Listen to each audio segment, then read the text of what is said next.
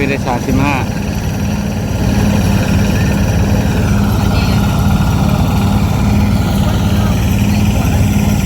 หน้าดำมันทงนี้หน้าดำมันเป็นหน้าหวานบ่ได้ใส่ปุ๋ยเด้อพี่น้องตีเอาตะกอพี่น้องเนาะตอนมะม่วงยังน้อยไปตีซอยเดียวไปร้านนั้นนี้มาเนี่ยใหญ่มากกับช่วงนี้กับมันมีแต่ไปปั้นร้านเพิ่นร้านโตนะพี่น้องเนาะร้านเจ้าร้านข่อยเลยก็มาซอยเดียวหลายคนไม่ได้หลายทักทายสบายดีเด้อพ่อแม่พี่น้องเบิดสุขคนนี่ครับกำลังมาปั่นข้าวมาบ้านนะพี่น้องมาบ้านมาปั่นข้าวอยู่นาสุดท้ายหากับปั้นทงนึงยังทงนึงได้แล้วประมาณ50 เป๋านี่ที่ได้จากเป๋าเนาะนี่อยู่บ้านบ้านมกมีแต่เห็ดขม6 กับตัวเห็ดมัด1เนาะมัดใหญ่ๆไปนี่เลย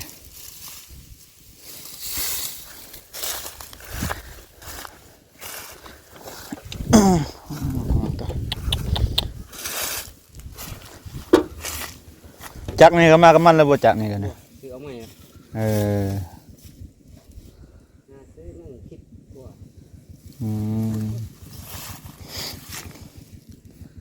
ขักดอกจัง180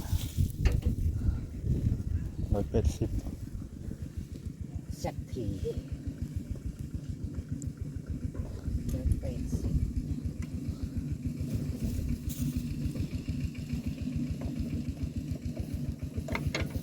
ได้จากเป่าแล้วปีนี้นี่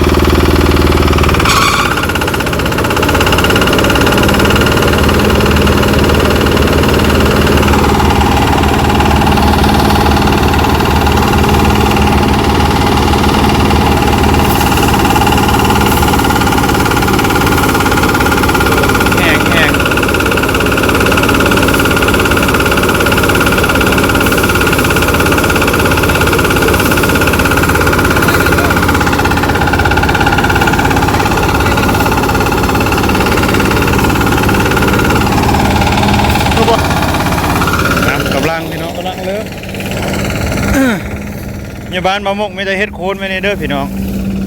6 กับเฮ็ดมัด1เนาะมันก็เลยมีแต่โคนใหญ่ๆเอาเบิ่งเอามาสิได้จากเป่านะพี่น้องเนาะให้น้องมาซอยกันหลายเต็มเลยพี่น้องเลยให้น้องมาซอยปั่นเข้า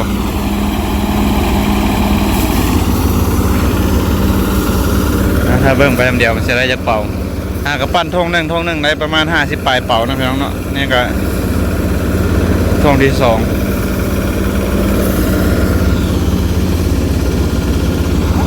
นี่ก่อนพี่น้องเลยปั้นเข้าก่อนนี่กำลังคือเป่าขึ้นน้อยให้เนาะเป่าเนาะสั้นเนาะ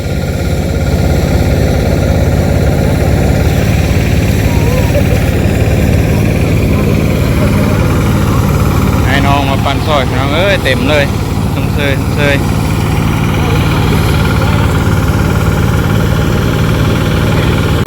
โอ้หายก็ได้ซาวเป่าเข้าบนกองนั่งก็ได้ซาวเป่า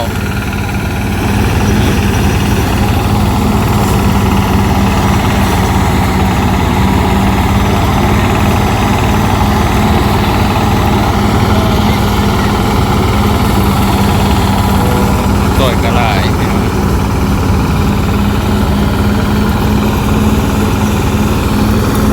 รถกองนั่นแหละจะได้จากเป่าเมื่อเกิด70ดอกไป3 กองพี่น้องเลยประมาณ70 หรือ 80แคนฮอตยันตะปะฮอตนี่หาก็ได้ซาวเป่า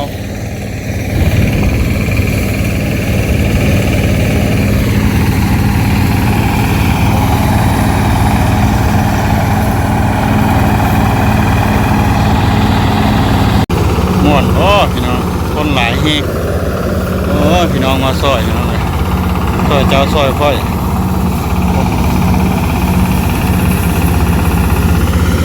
ทุกคนซุ่มมาซอยเดียวเนาะลาย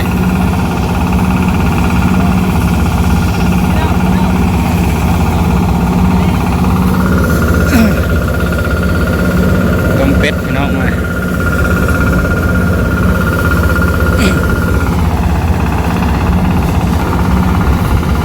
อันนี้มันกับเมื่อยเนาะพี่น้องคนมาหลายคนน้อยนี่เมื่อยแล้วเห็ดอย่างกับเมื่อยพี่น้องอันนี้คนมาหลายบ่เมื่อยนี่เดี๋ยวเขาจะมาซอยหลายคนมาซอยเดียวพี่น้องนะเฮ็ดเวียกต่ออีกก่อนพี่น้องเดี๋ยวจังให้พี่น้องเบิ่งอีกเนาะให้เบิ่งเท่าไรหน่อยก่อนก็ได้30ปลายเป๋า40ละพี่น้องประมาณ40เป๋าวันนี้ยอดแช่100ชิฮอนเลยบ่เนาะกองที่2กำลังสิเบิดพี่น้องที่ได้จากเป่ากองที่2ก็บ่วาบไปเนาะพี่น้องก็30ประมาณ30กันได้กันกองที่ได้35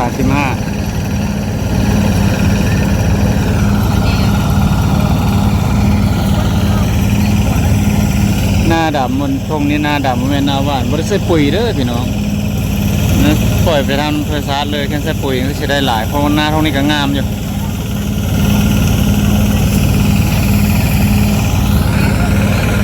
แถวนี้หน้าบ่มุกคนหลายไม่ได้ใส่ปุ๋ยนะครับ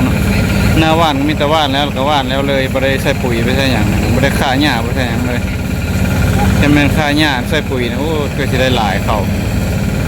จะเห็นแล้วเราป้าไปตามธรรมชาติมีแต่เบื้องน้ำเบื้องในเนาะเท่านั้น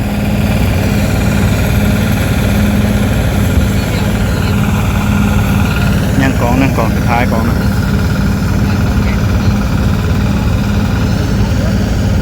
กองนี้ใหญ่กว่าโม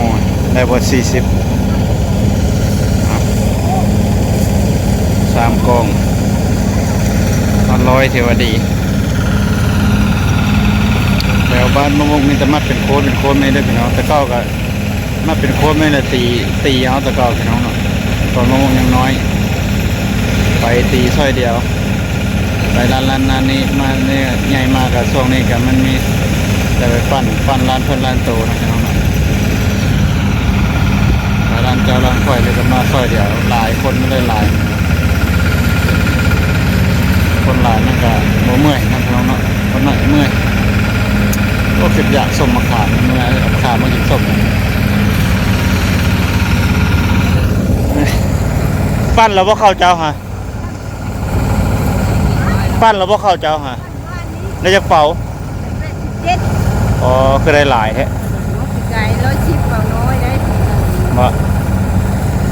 มันบ่งามบ่ได้106เป่าปีนี้ได้87เฮ็ดซ้ำเก่าบ่ลุดกว่าเก่าจังได๋น้อย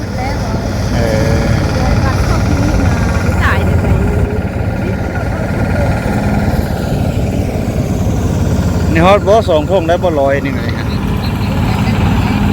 50นี่เนาะพี่น้องหลายคนซอยเดียวมันก็แบบนี้แหละพี่น้องแล้วไวนั่นก็มันก็บ่เมื่อยอีกเนาะพี่น้องเนาะเป็นโคนมันก็บ่เมื่อยนะพี่น้องทิ่มขึ้นเป็นโคนเพื่อเขายัดเข้าพอแห้งเฮ็ดคือเป็นมัดแล้วงั้นได้พี่น้องเมื่อยแล้วโจมเป็นโคนมั้ยทิ่มขึ้นแต่ละโคนคือแม่นตัวรุ่นน้องใหม่นี่คือสิคักนะพี่น้องรุ่นก่อนใช้ยีร่มเห็นนะให้มันไหลตืดขึ้นไปตัวหัวปั้นตัวมันน้องใหม่ครับอันนี้เนี่ยมันรุ่นเก่าอยู่พี่น้องยังได้คนป้อนอยู่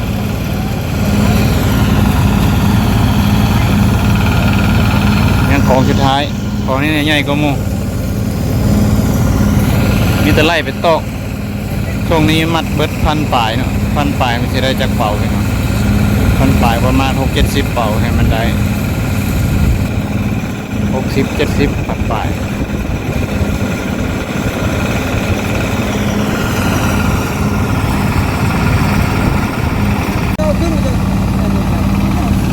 สิเบิดแล้วพี่น้องชมให้เข้าหน่อยเดียวประมาณ3 6 9 12 15 18 3 6 9 12 15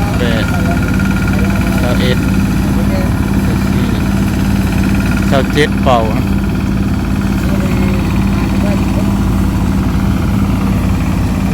ให้เจ้าเจ็ดเป่าพี่น้องประมาณ32เป่าเป็ดเจ้า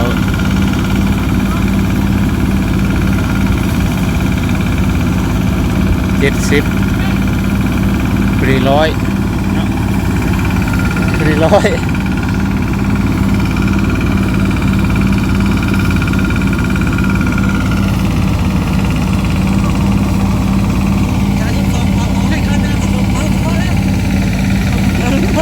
อยเป่าเขาจะเป่า6บ่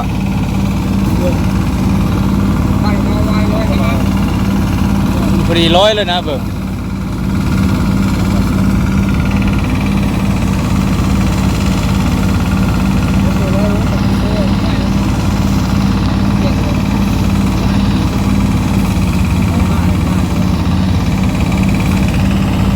เรียบร้อย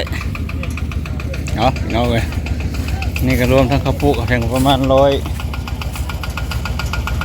167เป่ารวมทั้งข้าวปุกเข้า1,000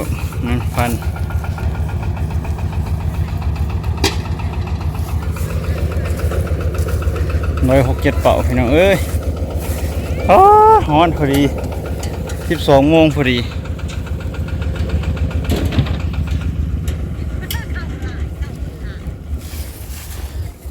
แล้วเอาขึ้นรถไถมาเนี่ยรถไถก็คันละ20พอดี1 2 3 4 5 6 7 8คัน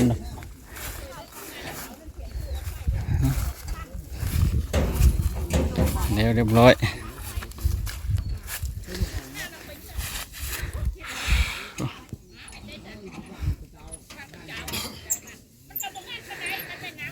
ตรงนั้นกับพอดี150เป่านะพี่โตเกือบเต็มเล้าพอแล้วนะนั่นก็150นึงอยู่เงิน50เป่าปั่นทงนะ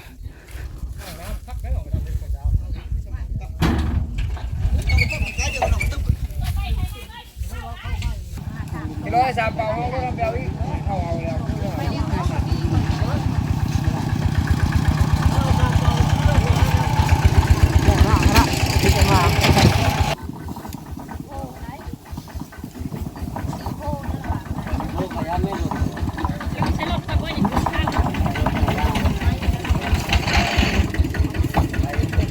พูดอะไรไปเลยพูดอะไรไปจัดงานวะไม่รู้จะใช้ผมรู้ราคาจะไปเลยงานอะไรกันนะโถ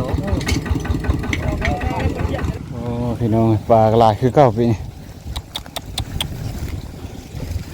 มาเบิ่งน้องสะปีกายนี่ปลาไม่ให้เว้าเลยพี่น้องเอ้ยปีกายเอาขึ้นเทอร์เทวิตประมาณ30 โลปะคอปีนี้ก็น่าจะมีหลายอยู่พอมันขึ้นบุกแบกปลาดุกสลัดปลาดุกพี่น้องปลาดุกนานะนี่คอกันดิ